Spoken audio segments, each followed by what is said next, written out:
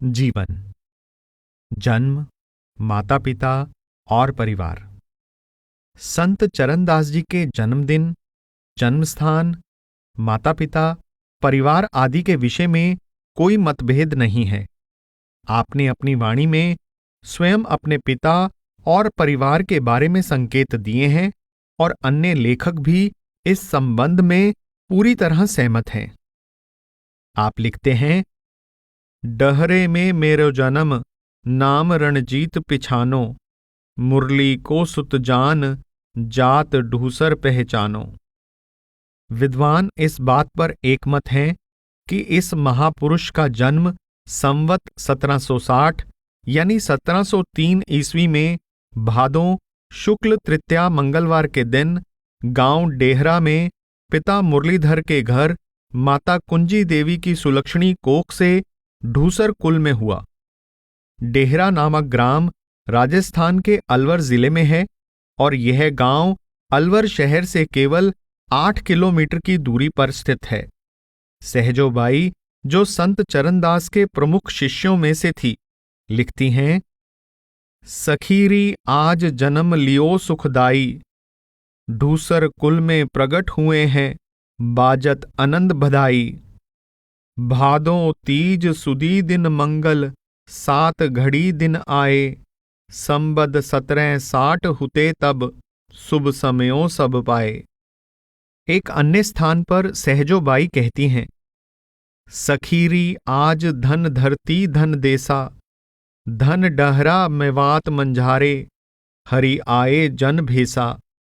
धन भादों धन तीज सुदी है, धन दिन मंगलकारी, धन ढूसर कुल बालक जन्म्यो, फुल्लित भय नर नारी। धन धन माई कुंजो रानी, धन मुरलीधर ताता, अगले दत्तव अब फल पाए, तिनकै सुत भयो ज्ञाता। ढूसर शब्द भार्गव जाति के लिए प्रयुक्त किया जाता है। चरणदास के कुल के लोग पहले ढूसी यानी रेवाड़ी के निवासी थे और बाद में डेहरा आदि स्थानों पर जाकर बस गए थे, पर कहलाते ढूसर ही थे। कुछ विद्वानों ने ढूसर या भार्गव के स्थान पर बनिया शब्द का प्रयोग किया है, जिसका वास्तविक संकेत परिवार के व्यापारी होने की ओर है। यह एक संपन्न परिवार था जिसका समाज में बहुत सम्मान था। विद्वानों ने इस परिवार की 8 पीढ़ियों की वंशावली इस प्रकार दी है: शोभनदास, चतुरदास, गिरिधरदास, लाहड़दास, जगनदास, प्रागदास, मुरलीधर, चरणदास। यह परिवार पीढ़ियों से प्रभु भक्ति के लिए प्रसिद्ध था। कहा जाता है कि 8 पीढ़ी पहले श्री शोभनदास की तपस्या पर प्रसन्न होकर भगवान ने वर दिया था, तो कुल माही भक्ति चलेगी, 8वीं पीढ़ी जाए फलेगी, भवन तिहारे मैं ही आऊं, कलयुग माही भक्ति चलाऊं। चरणदास जी के दादा का नाम श्री प्रागदास और दादी का नाम श्रीमती यशोदा था। दादा दादी और माता पिता ने बालक का नाम रणजीत रखा। किसी विद्वान ने आपका नाम रणजीत लाल और किसी ने रणजीत सिंह लिखा है। आपने स्वयं अपनी वाणी में कहीं कहीं अपने आप को रणजीत या रणजीता कहा है। आपके सद्गुरु ने दीक्षा देते समय आपका नाम श्याम चरणदास रख दिया, जो चरणदास में बदल गया। आप चरणदास के नाम से ही प्रसिद्ध हुए। आपने अपनी वाणी में भी प्रायः इसी नाम का प्रयोग किया है। रणजीत के पिता श्री मुरलीधर के बारे में प्रसिद्ध है कि वे साधु स्वभाव और त्यागी वृत्ति वाले प्रभु भक्त थे। वास्तव में घर गृहस्थी में उनकी कोई रुचि ना थी। वे एकांत प्रिय थे और आमतौर पर साधना में लीन रहते थे। घर बार तो क्या, उन्हें अपने शरीर तक की सुध नहीं रहती थी। वे प्रायः जंगल की ओर चले जाते और घंटों तक ध्यान में मग्न रहते। मुरलीधर के पिता प्रागदास, माता यशोदा और परिवार के अन्य लोगों को सदा उनके बारे में चिंता लगी रहती थी। मुरलीधर की रक्षा के लिए एक अंगरक्षक रखा गया था, जो दिन भर समाधि में बैठे मुरलीधर की जंगली जानवरों से रक्षा करता था और सायंकाल उन्हें सही सलामत घर ले आता था। माता पिता ने उनका ध्यान घर गृहस्थी की ओर आकर्षित करने के अनेक उपाय किए, पर कोई सफलता ना मिली। पुत्र के जन्म लेने के बाद भी पिता मुरलीधर का घर की ओर ध्यान नहीं गया और उनके वैराग्य में कोई कमी नहीं आई। पुत्र रणजीत को भी प्रभु प्रेम की लगन अपने पिता से ही मिली थी। रणजीत के पिता सच्चे प्रभु भक्त थे, तो उसकी माता कुंजी देवी निर्मलता और निश्चलता की मूर्ति थी। ध्यान दें, किसी विद्वान ने माताजी का नाम कुंजी देवी लिखा है और किसी ने कुंजो देवी लिखा है। वे सेवा, सहनशीलता और नम्रता की देवी थी। इन गुणों के कारण न केवल मायके में ही उनका सम्मान था, बल्कि उनके सास ससुर भी उन्हें बेटी की तरह प्यार करते थे। वचनों की मीठी और मन की उदार कुंजी देवी एक आदर्श पत्नी, आदर्श बहू और आदर्श माता थीं। बचपन। माता पिता के सभी गुण पुत्र रणजीत में दिखाई देते थे। लेखकों का कहना है कि रणजीत बचपन से ही अलौकिक गुणों का भंडार था। छोटी उम्र से ही उसका बर्ताव नम्रता, उदारता और धैर्य आदि गुणों से युक्त था। थोड़ा बोलने वाला, लड़ाई झगड़े और खेल तमाशे से दूर रहने वाला रणजीत शरारत और जिद से बिल्कुल अनभिज्ञ था। वह मन का उदार था और स्वार्थ उसके निकट नहीं फटकता था। वह देखने में बच्चा पर व्यवहार में परिपक्व बुद्धि का था। समकालीन लेखकों के अनुसार 5 वर्ष की आयु से ही उसकी रसना पर राम नाम का जाप चढ़ा हुआ था और वह अपने साथियों को भी प्रभु के नाम के सुमरन की प्रेरणा देता था। कहा जाता है कि 5 साल की उम्र में एक दिन जब वह राम नाम के कीर्तन में मस्त था, तो उसकी एक वैरागी तपस्वी से भेंट हुई। उस वैरागी ने बालक को अपनी गोद में लेकर प्यार किया और उसे पेड़ों का प्रसाद देते हुए कहा, कृपा प्यार बहुते ही किए, पुचकारे 2 पेड़े दिए। बहुर कही तो ही शिष हम कीना, हुज्यो संत यही वर दीन्हा। भवसागर को खेवट वहे है, बहुजग जीवन पार लंघे है। अवश्य ही वह कोई कमाई वाला महात्मा था, जिसने न केवल रणजीत के हृदय में प्रभु प्रेम की प्रबल धारा प्रवाहित कर दी, बल्कि आशीर्वाद देकर उसके आगामी जीवन के मार्ग और संसार के उद्धार के लिए उसके द्वारा किए जाने वाले महान कार्य की ओर भी संकेत कर दिया। विद्या प्राप्ति। तत्कालीन रीति के अनुसार 6ठे वर्ष में रणजीत को पढ़ने के लिए पाठशाला भेजा गया। अध्यापक ने पढ़ाई में उसकी रुचि उत्पन्न करने के लिए अनेक प्रयत्न किए, पर कोई लाभ ना हुआ। प्रेम प्यार से काम ना चला तो उसने डांट डपट की, पर व्यर्थ। अध्यापक का हठ बढ़ता देखकर एक दिन रणजीत ने कहा, आल जाल तू कहा पढ़ावे, कृष्ण नाम लिख क्यों ना सिखावे। जो तुम हरि की भक्ति पढ़ाओ, तो मोकू तुम फेर बुलाओ। इन वर्णनों से निष्कर्ष निकलता है कि बालक रणजीत की रुचि प्रभु नाम के जाप में अधिक और पढ़ाई लिखाई में कम थी। पिता का देहांत। रणजीत जब केवल 8 वर्ष का था, तब वह दुखदायक घटना घटी जिसने परिवार के वर्तमान और आगामी जीवन पर गहरा प्रभाव डाला। यह घटना रणजीत के पिता के दुखदायक बिछोड़े की थी। एक दिन मुरलीधर जंगल के एकांत में साधना कर रहे थे। थोड़ी दूर बैठे अंगरक्षक को नींद आ गई। मुरलीधर अचानक गायब हो गए और किसी को कुछ न पता चला कि वे कब और कहाँ चले गए। उन्हें खोजने के अनेक प्रयत्न किए गए, पर ना वे वापस आए और ना ही उनका कोई पता चला। श्री गुरु भक्ति प्रकाश के लेखक ने लिखा है कि बालक रणजीत ने 10 दिन पूर्व ही इस घटना के होने का संकेत दे दिया था, पर किसी ने उसकी बात को नहीं समझा। दादा दादी की मृत्यु। मुरलीधर का गायब हो जाना परिवार पर छाए हुए संकट के बादलों का अंत नहीं, आरंभ था। इस घटना को मुश्किल से 3 महीने हुए थे कि रणजीत के दादा प्रागदास जी और दादी यशोदा जी का अचानक निधन हो गया। पति के बाद सास ससुर की छाया सिर से उठ जाने से भोली भाली, कोमल चित्त और निश्चल कुंजी के सिर पर जैसे मुसीबतों का पहाड़ टूट पड़ा। उसके सामने अंधेरा ही अंधेरा था। उसे समझ में नहीं आ रहा था कि वह क्या करे। पिता का वियोग पुत्र रणजीत ने भी अनुभव किया, पर वह माता के दुखी दिल पर अपने प्रेम के फाहे रखने का प्रयत्न करता रहता था। अब कुंजी देवी को संसार से बांधकर रखने वाली एकमात्र वस्तु पुत्र का मोह था। इस मोह के सहारे उसके जीवन की गाड़ी झकोरे खाती हुई किसी न किसी प्रकार आगे बढ़ती गई। दिल्ली की ओर प्रस्थान। प्रागदास जी के 2 भाई थे, सुंदरदास जी और श्यामदास जी। दोनों सही अर्थों में भले पुरुष थे। वे बहू और पौत्र का पूरा ध्यान रखते और अपनी ओर से उन्हें घर गृहस्थी की जिम्मेदारियों के बोझ से पूरी तरह बचाकर रखते।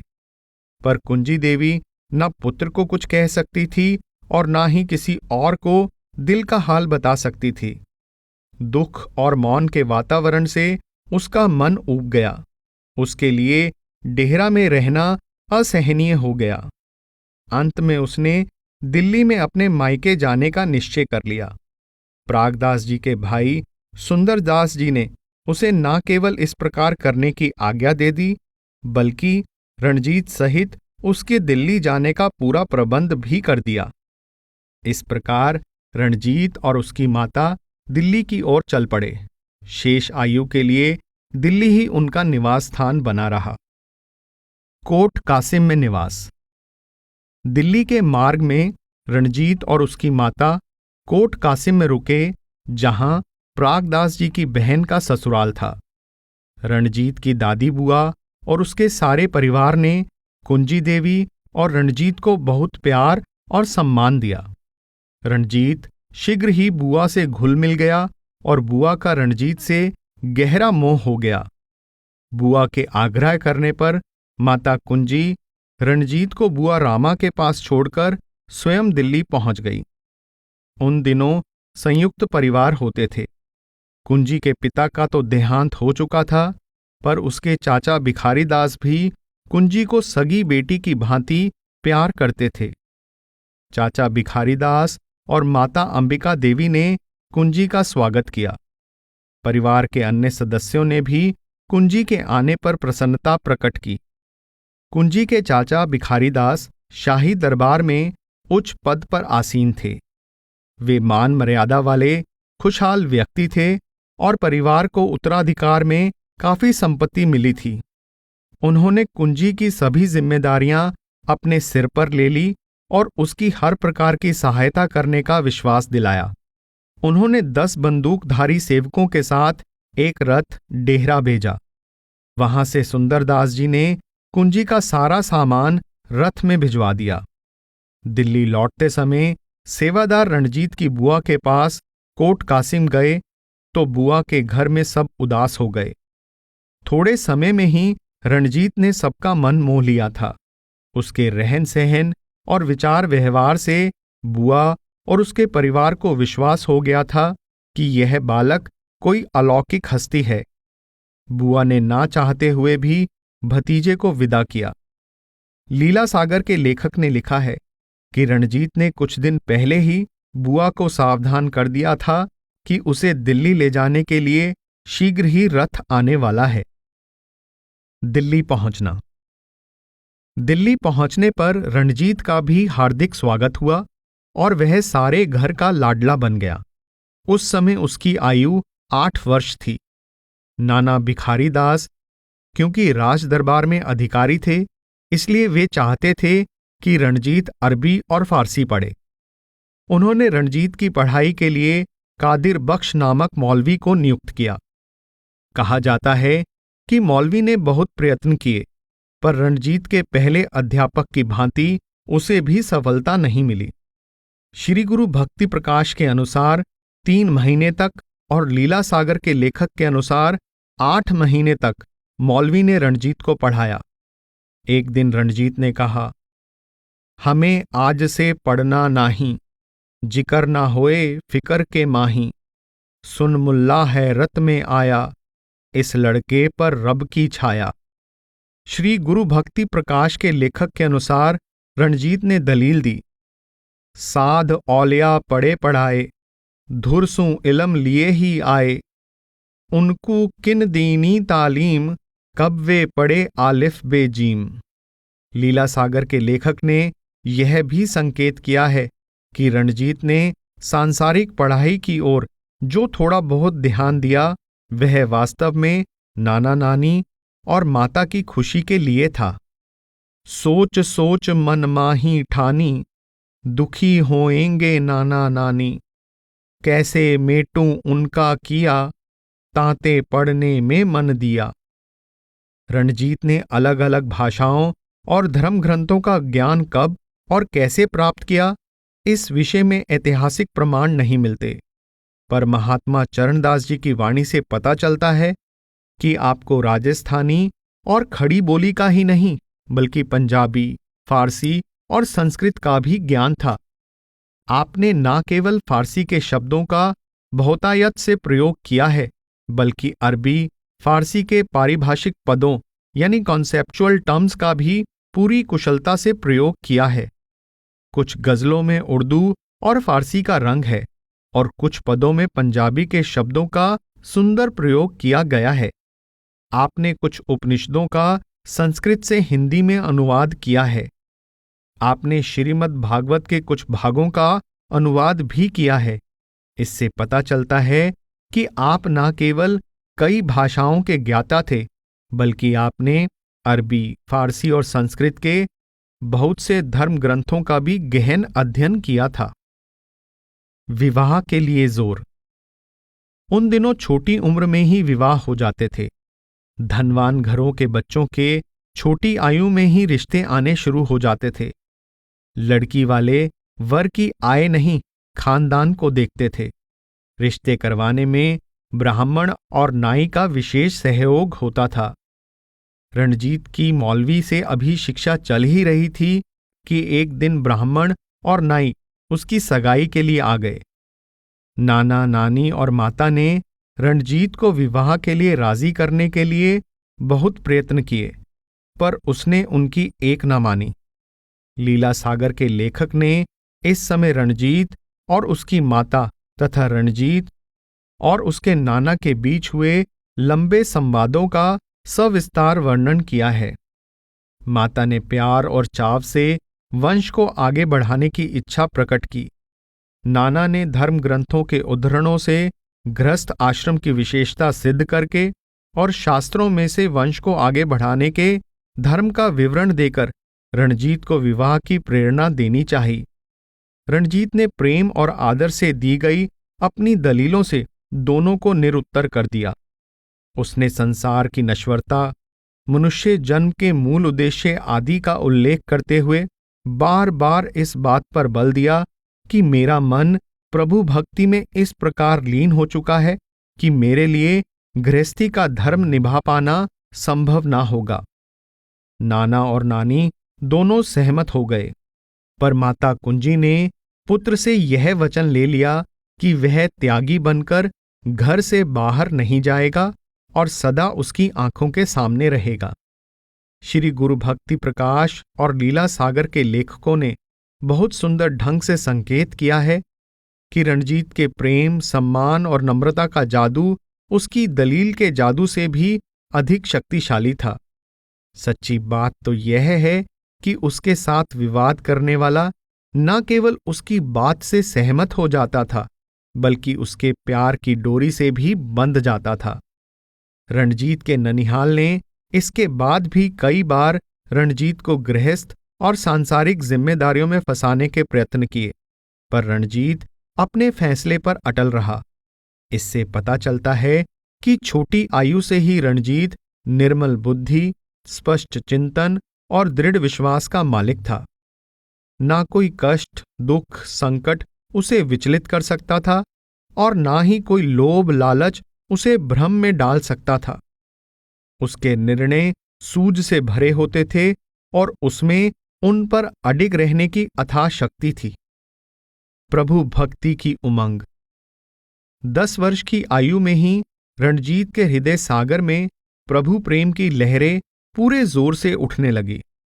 रणजीत सदा साधु संतों की संगति और भजन मंडलियों में सम्मिलित होने के लिए उत्सुक रहता था। भूखे प्यासे, गरीब और लाचार लोगों की सेवा सहायता में उसकी विशेष रुचि थी। उसका सारा ध्यान एक ही बिंदु पर केंद्रित था और वह बिंदु था परमेश्वर। उसकी आंखों से प्रेम के आंसुओं की झड़ी लगी रहती और उसे खाने, पीने, पहनने और सोने तक की सुध ना रहती। श्री गुरु भक्ति प्रकाश के लेखक ने रणजीत की इन दिनों की मनोदशा का उल्लेख इस प्रकार किया है। भूखा देख दया उपजावें, घर में से ले दे दे आवें, साधु रूप कू शीश नवावें, भक्ति रीत कछु कही न जावे। आपने रणजीत की 12वें वर्ष की अवस्था का इस प्रकार वर्णन किया है। लागा ने दे सुध नाही, खान औपान सबे बिसराही, कबहू नैनन सो जल धारा, उठै प्रेम नहीं जाए संभारा। इसी प्रकार 4 वर्ष और बीत गए और रणजीत 16 वर्ष का हो गया। जब उसके अपने प्रयत्नों से प्रभु के दर्शनों की तड़प शांत ना हुई तो हृदय में सद्गुरु के मिलाप की लगन जाग उठी। सद्गुरु के विरह की पीड़ा इस प्रकार अंतर में बैठ गई कि रणजीत हर पल व्याकुल रहने लगा। वह सद्गुरु की खोज में दूर तक जाता, कभी नागाओं और उदासियों के पास तो कभी सिद्धों, योगियों और सन्यासियों के पास। वह महीनों जंगलों में भटकता रहा, पर कहीं भी ऐसा सद्गुरु ना मिला जो तप्त हृदय को ठंडक पहुंचा सके और अपने चरण कमलों की शरण द्वारा प्रभु मिलन की निरंतर बढ़ती हुई प्यास को शांत कर सके। 16 वर्ष से 19 वर्ष की आयु तक यही दशा रही। श्री गुरु भक्ति प्रकाश के लेखक ने इस समय की मनोदशा का उल्लेख इस प्रकार किया है। ऐसी बिरह अगन तन लागी, गई भूख अरु निद्रा भागी, सतगुरु को ढूंढन ही लागे, ढूंढे विरकत तपसी नागे, ढूंढे योगी अरु सन्यासी, ढूंढे सब मत पंथ उदासी, ऐसा दृष्ट न आवई जहां नवावे माथ, सतगुर कर चरणों लगें शीश धरावें हाथ। गुरु से मिलाप। शिष्य गुरु को नहीं खोजता, गुरु शिष्य को खोजता है। जब शिष्य तैयार हो जाता है तो गुरु स्वयं प्रकट हो जाता है। 19 वर्ष की आयु में गुरु की खोज में भटकता, विरह में व्याकुल रणजीत एक दिन गंगा और यमुना के द्वाबा में स्थित मोरना तीसा नामक एक स्थान पर पहुंच गया।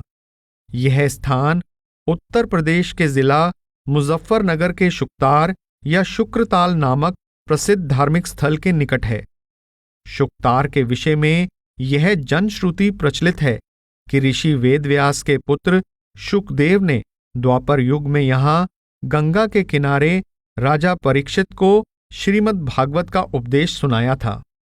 इस स्थान से थोड़ी दूरी पर एक टीला था। यहाँ रणजीत को एक तपस्वी के दर्शन हुए, जिसे देखते ही रणजीत के मन में प्रेम, श्रद्धा और शांति की ऐसी प्रबल तरंगें उठी कि उसे अंतर में प्रतीत हो गया कि उसकी खोज पूरी हो गई है और जिस पूर्ण पुरुष की उसे खोज थी वह मिल गया है। रणजीत ने प्रेममय हृदय और आंसुओं से भरी आंखों से सद्गुरु के चरण कमलों पर माथा टेकते हुए अपने आप को उन्हें समर्पित कर दिया। रणजीत के सद्गुरु की खोज में बिताए लंबे व दुखदायक वर्षों का वर्णन सुनकर उस महात्मा ने रणजीत के सिर पर अपना कृपापूर्ण हाथ रखकर उसे सांत्वना दी। महात्मा ने उसे याद दिलाया कि जब वह केवल 5 वर्ष का था तभी उन्होंने उसे वृक्ष के नीचे दर्शन दिए थे। सद्गुरु के प्रेममय स्पर्श और उनके वचनों का रणजीत पर गहरा प्रभाव पड़ा। तत्काल उसके हृदय में सद्गुरु के प्रति दृढ़ और गहरा विश्वास पैदा हो गया और उसने बिना शर्त स्वयं को पूरी तरह गुरु को अर्पित कर दिया। इसके पश्चात गुरु और शिष्य में काफी देर तक प्रेमपूर्ण संवाद चलता रहा। सद्गुरु ने रणजीत को प्रभु भक्ति की युक्ति सिखाई और अष्टांग योग, ज्ञान योग, कर्म योग, हठ योग और भक्ति योग के बारे में सविस्तार समझाया। सद्गुरु ने उसे वेदों, उपनिषदों, 6 दर्शनों और अन्य ग्रंथ शास्त्रों के ज्ञान का सार समझाया तथा उसकी हर प्रकार की शंकाओं का समाधान किया। सद्गुरु ने उसे विधिवत दीक्षा दी और उसका नाम श्याम चरणदास रख दिया। इसी नाम के आधार पर रणजीत बाद में चरणदास के नाम से पुकारे गए और यही नाम उन्होंने अपनी वाणी में भी अपने लिए प्रयुक्त किया है। सद्गुरु से दीक्षा प्राप्त करना केवल नाम को बदलना नहीं था, इससे रणजीत का संपूर्ण जीवन ही बदल गया और वह वास्तव में सद्गुरु के चरणों का दास बन गया। विद्वान लिखते हैं कि शिष्य को ज्ञान और दीक्षा देने का यह कार्य 5 पहर तक चलता रहा। इसके बाद सद्गुरु ने चरणदास को दिल्ली वापस जाकर दीक्षा के अनुसार अभ्यास करने की ताकीद की। श्याम चरणदास सद्गुरु के चरण कमलों में रहना चाहता था, पर सद्गुरु की आज्ञा इसके बिल्कुल विपरीत थी। सद्गुरु का हुक्म मानकर चरणदास टूटे दिल से अपनी भावनाओं को जबरदस्ती दबाकर चल तो दिया, पर उसकी दशा बहुत दयनीय थी। वह पहले ही सद्गुरु की खोज के लंबे और दुखदायक वर्षों में से गुजर चुका था और अब यह वियोग उसके सामने मुंह बाए खड़ा था। श्री गुरु भक्ति प्रकाश में इस अवस्था का विवरण इस प्रकार आया है। कर दंडवत चलन की धारी, चला न जाए भय पग भारी, तन कांपे पग परे न आगे, बिरह अगन उठ रोवन लागे, कंठ उसास कहाँ नहीं जाई, धीरज दृढ़ता सबे गवाई। चरणदास की व्याकुलता प्रति पल बढ़ती गई। उसके लिए पग आगे बढ़ाना कठिन हो गया। भूखे प्यासे और वियोग में तड़पते दिन व्यतीत हो गया और रोते रोते रात हो गई। रात को सद्गुरु ने ध्यान में दर्शन देकर ढांढस बंधाया। कहा कि जब जब ध्यान करे हो, ऐसे ही तुम दर्शन पे हो, अरु हम तुम कभू जुदे जू नाही, तुम मोह में मैं तुम्हरे माही। इससे पता चलता है कि सद्गुरु देह स्वरूप में शिष्य को गुरु मंत्र यानी दीक्षा देते समय अपने नूरी या ज्योतिर्मय स्वरूप से उसका संबंध जोड़ देते हैं। यह स्वरूप शिष्य का साथ कभी नहीं छोड़ता, सदा शिष्य के अंग संग रहता है। सद्गुरु द्वारा सिखाई विधि के अनुसार अभ्यास करने से शिष्य अंदर सद्गुरु का नूरी स्वरूप प्रकट कर ले तो यह स्वरूप शिष्य की सूरत को अंतर में मंजिल दर मंजिल धुरधाम ले जाता है। लीला सागर का लेखक लिखता है, करजु स्नान आसन बैठीजे, मन को रोक एकांत करीजे, पहिले गुरु का कीजे ध्याना, सब ध्यानन में यह परधाना, जब गुरु की मूरत बन आवे, माथे मन पर तिलक चढ़ावे। अंतर में सद्गुरु के दर्शन होने से चरणदास को न केवल अपार शांति और आनंद का आभास हुआ, बल्कि उसके मन में इस पूर्ण भरोसे की ज्योति भी जल उठी कि सद्गुरु सचमुच अंग संग हैं। इससे उसकी आगामी साधना का मार्ग प्रशस्त हो गया और वह दृढ़ संकल्प, अटूट विश्वास और अपार उत्साह के साथ घर की ओर चल पड़ा। सद्गुरु सुखदेव। विद्वानों के अनुसार महात्मा चरणदास जी के सद्गुरु का नाम सुखदेव या शुकदेव था। उन्होंने अपनी वाणी में अपने गुरु को वेदव्यास का पुत्र सुखदेव कहा है। इससे यह शंका पैदा नहीं होनी चाहिए कि महात्मा चरणदास का गुरु उस समय का जीवित देहधारी महात्मा नहीं था, सद्गुरु सुखदेव चरणदास से विदा होते समय स्वयं उससे कहते हैं, मेरे नाही कहूं जो स्थाना, विरक्त रहूं नाही बंधाना। वन पर्वत में बास हमारा, बैठन उठन सहज व्यवहारा। चरणदास के घर लौटने पर माता उसका सारा विवरण सुनकर प्रसन्नता प्रकट करते हुए कहती है, रणजीता गुरु तुम किए, व्यास पुत्र अवतार। पहले भी आया है कि चरणदास से विदा होते समय सद्गुरु ने उसे समझाया था कि मैं देह स्वरूप के कारण तुझसे दूर हो सकता हूं, पर नूरी स्वरूप में सदा तेरे अंग संग हूं। जब तुम चाहो दर्श हमारा, धरो ध्यान अप हिये मंझारा। एक बार वृंदावन की यात्रा के दौरान सद्गुरु ने फिर चरणदास को देह स्वरूप में दर्शन देकर निहाल किया। संत चरणदास जी ने अपनी वाणी में अनेक स्थानों पर सद्गुरु के दिए नाम के जाप और सद्गुरु के स्वरूप के ध्यान की महिमा की है। परमार्थ का अटल नियम है कि ध्यान केवल उसका किया जा सकता है जिसे साक्षात देह स्वरूप में देखा गया हो। संत चरणदास जी ने स्वयं सद्गुरु के देह स्वरूप की बड़ी महिमा बताई है।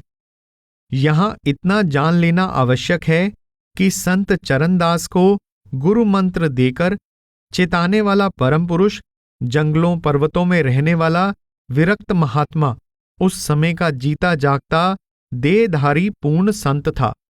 इसी प्रसंग में यह भी समझ लेना चाहिए कि चाहे चरणदास के सद्गुरु स्वयं त्यागी महात्मा थे, पर उन्होंने चरणदास पर ऐसी कोई पाबंदी नहीं लगाई।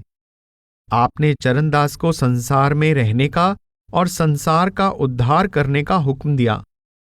बहुत से विद्वानों ने चरणदास जी के सद्गुरु को उस समय का प्रसिद्ध फकीर, दरवेश या महात्मा सुखदेव कहा है। श्री रूप माधुरी शरण द्वारा संपादित ग्रंथ श्री सुख संप्रदाय प्रकाश के पृष्ठ 5-6 पर सर जॉर्ज ग्रियर्सन का उद्धरण दिया गया है, जिसमें सुखदेव को उस समय का बाबा सुखदेव कहा गया है। H. विल्सन ने इस महात्मा को उस समय का फकीर बाबा सुखदेव कहा है। विलियम क्रुक्स ने भी चरणदास के गुरु को उस समय का करनी वाला फकीर कहा है। As he mentioned, he became a disciple of Baba Sukhdeva, a religious fakir of high religious attainment at the age of 19 at Shukratal near Muzaffarnagar, UP, who gave him the name of Charandas. James Hastings ने उनके वेदव्यास के पुत्र सुखदेव का अवतार होने की जनश्रुति दोहराई है। As he mentioned, in his 19th year, while thus roaming in ecstasy, he came across a holy man named Sukdevo Das. Later have identified this person as a reincarnation of the famous Sukdevo, who is said to have narrated the Puranas. उत्तरी भारत की संत परंपरा के लेखक आचार्य परशुराम चतुर्वेदी के अनुसार चरणदास के सद्गुरु का एक नाम सुखदेव दास और दूसरा नाम सुखानंद था और वे शुक्तार के निवासी माने जाते थे। दिल्ली में अभ्यास। दिल्ली लौटकर चरणदास जी ने तन मन से सद्गुरु की दी रूहानी युक्ति के अनुसार साधना शुरू कर दी।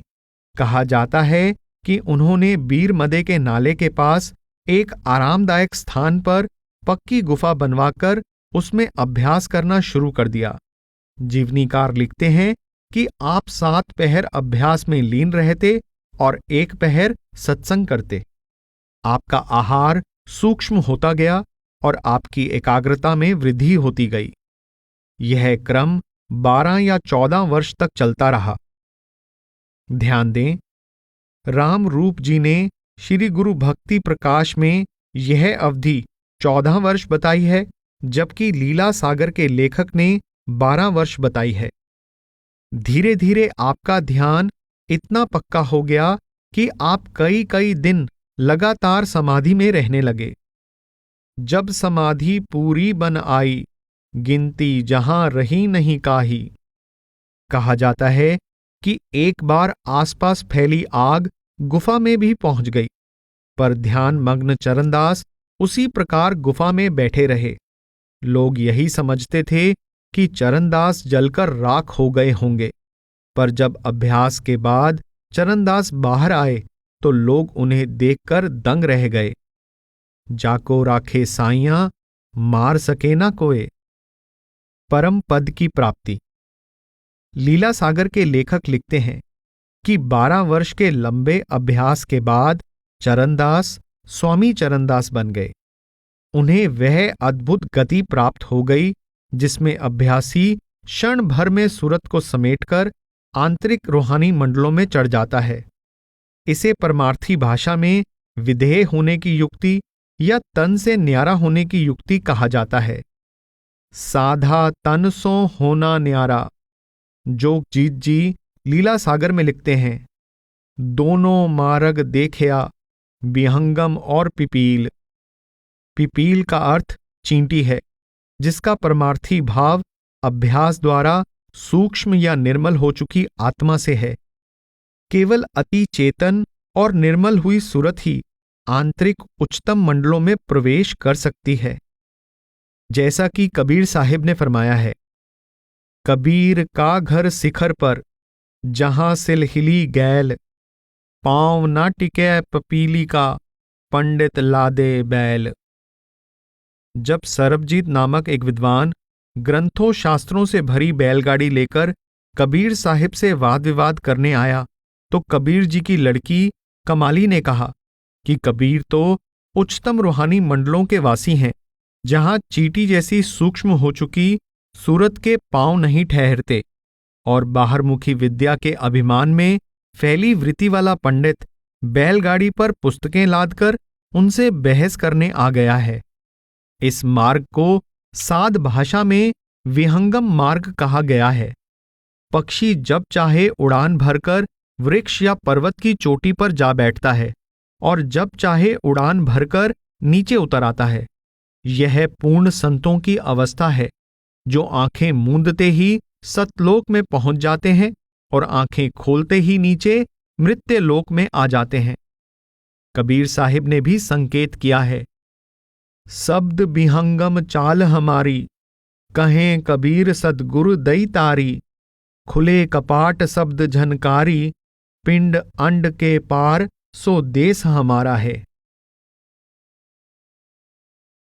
परम पुरुष के दर्शन। लीला सागर में संत चरणदास जी के अभ्यास के पूर्ण होने और उन्हें अमर लोक में परम पुरुष के दर्शन प्राप्त होने का वर्णन इस प्रकार किया गया है। तापर तेज पुंज छबिराशे, मानो सूरज कोट प्रकाशे, तापर अमर लोक की शोभा, लख उपजी परमानंद गोभा। परम पुरुष जहां श्वेत सिंहासन, ताहीं निरख नाशी भववासन, ऐसे चरण दास कहलाए, ध्यान माही यों दर्शन पाए, ऐसे भक्त राज महाराजा, किए जो अपने पूरन काजा।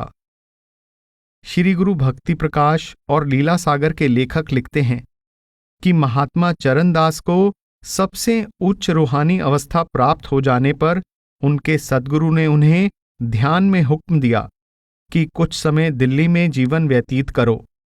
सद्गुरु के हुक्म के अनुसार आपने फतेहपुरी में एक आश्रम बनाकर सुख शांति से वहां रहना शुरू कर दिया। ध्यान माही गुर आज्ञा दीनी, को एक दिन रहो भांति नवीनी। भक्त राज ऐसे रहें, बीते निशि अरुभोर, ऐसा आनंद वहां नहीं, जिनके लाख करोड़। स्वभाव। इत्र की सुगंधी अवश्य फैलती है। महात्मा चरणदास जी की महिमा चारों ओर दूर दूर तक फैलनी शुरू हो गई। समाज के हर वर्ग और हर धर्म के लोग आपके सत्संग में आने लगे। आप परमार्थ और स्वार्थ दोनों में लोगों की सहायता करते और हर समय जरूरतमंदों की आवश्यकता पूरी करने के लिए तत्पर रहते। एक बार एक गरीब के लड़के की शादी के लिए सोने की 40 मोहरें दी और अपने बहुत से सेवकों को भी उसकी सहायता के लिए भेजा। रात में आश्रम को सुनसान देखकर चोर आ गए। उन्होंने बहुत से सामान की गांठें बांध ली। मालिक की मौज कि उनको आश्रम से जाने का मार्ग दिखाई ना दिया। चोरों को परेशान देखकर चरणदास जी ने स्वयं उठकर उन्हें रास्ता दिखाया और तुरंत सारा माल ले जाने के लिए कहा। चोर बहुत लज्जित हुए और क्षमा मांगते हुए कहने लगे कि अब हम सुई तक नहीं ले जाएंगे। पर संत चरणदास जी ने कहा कि यह तुम्हारी मेहनत का फल है। वे जबरदस्ती उनसे गांठें उठवाकर साथ जाकर उन्हें बाहर छोड़ आए। तुमने मेहनत बहुते कीनी, ताते गठरी चारों दीनी। और डर दिखलाया और कर जोरे, उनके मन लेने को मोड़े। पांचों गठरी सिर धरवाई, और कहा तुम मेरे भाई। किती दूर पहुंचावन धाये, फिर अपने स्थल में आए। ऐसे दयावंत उपकारी, जैसे तरवर हैं फलधारी। अरुसरिता जो मीठे जल की, महाराज अधिके इन बल की। इससे पता चलता है कि आपका संसार की किसी वस्तु से लगाव नहीं था और आप दया और क्षमा की मूर्ति थे। दया और क्षमा ही सच्चे प्रभु भक्तों की सबसे बड़ी निशानी है। संत चरणदास जी को हर घट में परमात्मा के दर्शन होते थे, इसलिए आप सबसे अपार क्षमा, सहनशीलता और नम्रता से पेश आते थे। ईर्ष्या और अज्ञानवश अनेक लोगों ने आपको कपटी, पाखंडी, झूठा, जादूगर और समाज व धर्म का शत्रु तथा लोगों को कुमार्ग पर डालने वाला अज्ञानी कहकर आपका तिरस्कार किया, पर आपकी अमृत भरी जीवा से कभी किसी के विरोध में एक भी कठोर शब्द नहीं निकला। आपने ना कभी किसी का बुरा सोचा और ना ही किसी को कुछ बुरा कहा। कई मौलवियों एवं पुरोहितों ने आपको कई प्रकार के शारीरिक कष्ट पहुंचाने का प्रयत्न किया। कई तथाकथित योगियों ने रिद्धि सिद्धि और करामातों द्वारा आपको हानि पहुंचाने की कोशिश की।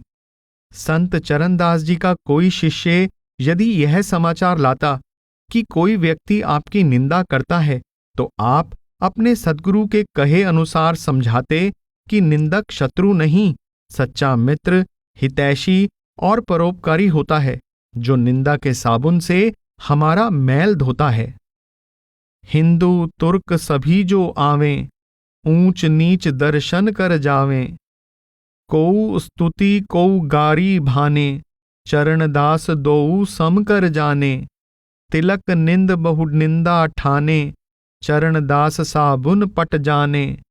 निंदा खबर करे शिष आवे, चरणदास तिनको समझावे।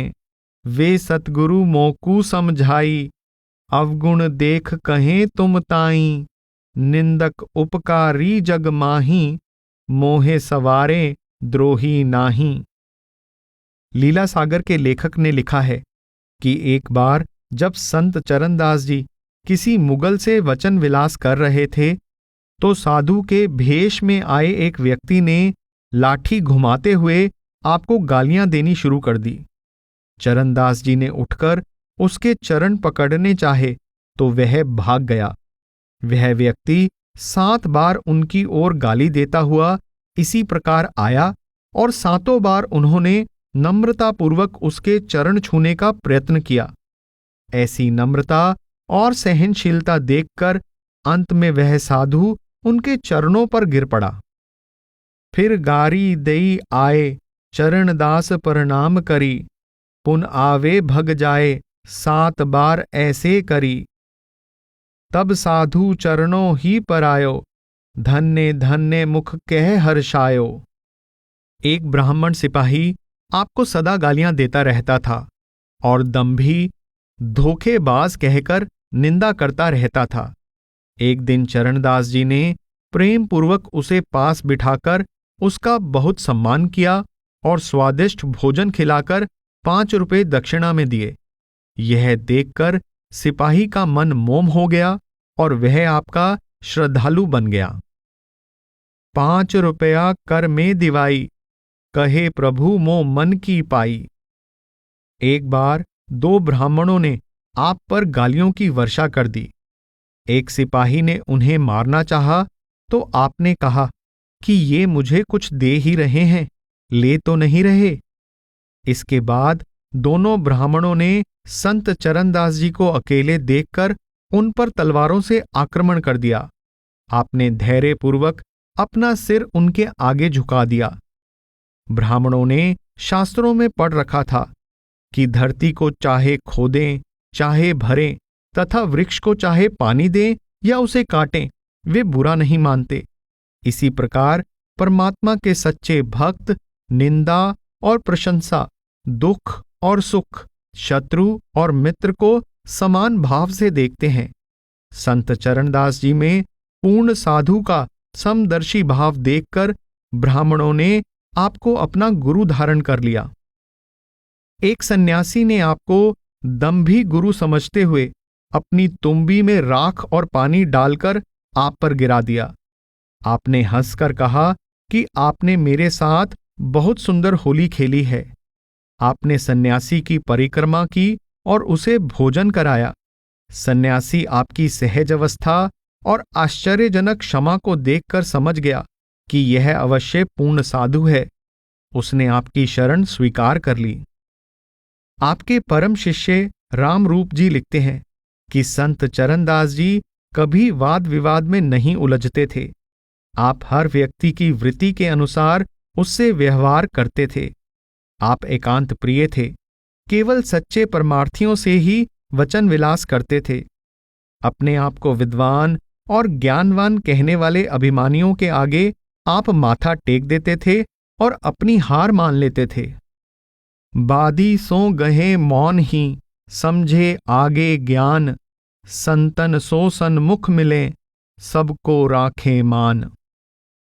और जो कोई बाद लिए ही आवे, कहा कि हारा शीश नवावे, जो कोई मनुष्य तामसी धावे, महादीन हो बचन सुनावे, जो कोई होए राजसी भाई, ताको देवें बहुत बड़ाई, कोई सतो गुण संत बिराजे, तासो हिलमिल चर्चा साजे। एक विवादी पंडित ने आपसे वाद विवाद करना चाहा। उसने कड़वे वचन बोले और कहा कि तेरा धर्म झूठा है और तू लोगों को कुमार्ग पर ले जा रहा है।